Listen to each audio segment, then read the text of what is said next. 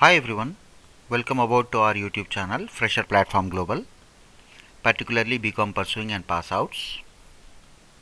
And this is session 6 of journals from Financial Accounting Expert Training.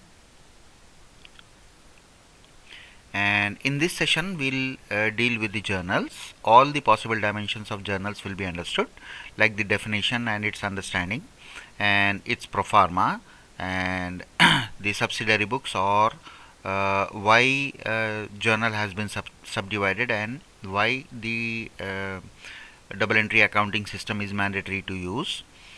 And recording of transactions is everything or which need to be understood by the students, and how many students can answer if asked what is a journal and how does it work. Okay, what is a journal? The definition of the journal is different, and the working of the journal, explaining the working of the journal is something different. Okay, or the mechanism of the journal. So this will be understood in this session. And the definition of journal is like a journal is a book of primary entry for recording the business transactions, or it can also be defined as the double entry accounting system, or journalizing the business transactions in specific format or journal format. Okay, these are the different definitions. And understanding or the working mechanism of the journal is like a systematic way of selecting and placing the accounts of the transactions in the pro forma of journal or journal format, with accounts having debit or debit amounts corresponding to the credit or credit amounts, okay, with a condition that the debit or debits should be equal to the credit or credits. Okay, so it is a condition that both the sides should be equal. Okay, and it is also known as the double entry accounting system. So this is the understanding of a journal. You can explain in this way. Okay, if anyone asks you this particular question, explain about the journal or how does a journal work. And it means recording the two aspects of the transaction. Double entry means the two aspects of the transaction is recorded. Okay, and the pro forma or the format of a journal, as everyone knows that the first column will be date column, and the second will be the particulars, and the third will be the ledger folio, and the fourth will be the debit amount, and the fifth will be the credit amount. Okay, and journal subdivision or subsidiary books, like the subsidiary books are purchase returns, sales returns, payments, receipts, that is cash book, and bills of exchange like bills receivable and bills payable, and the journal proper or the adjustments. So these are the 8 subsidiary books which everyone know.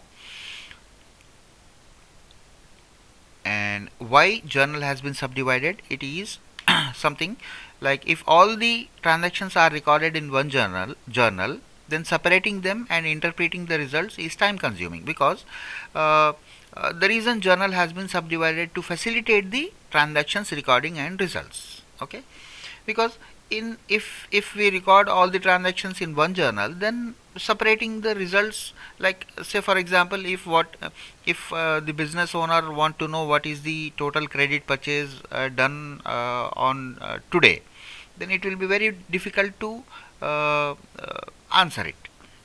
Okay, the reason different journals are maintained, or different transactions with the name of the transactions, the journals are maintained. Why it is mandatory to use double entry accounting system? Because reference to its origin, it was single entry accounting system earlier, and the last updated accounting system is double entry accounting system.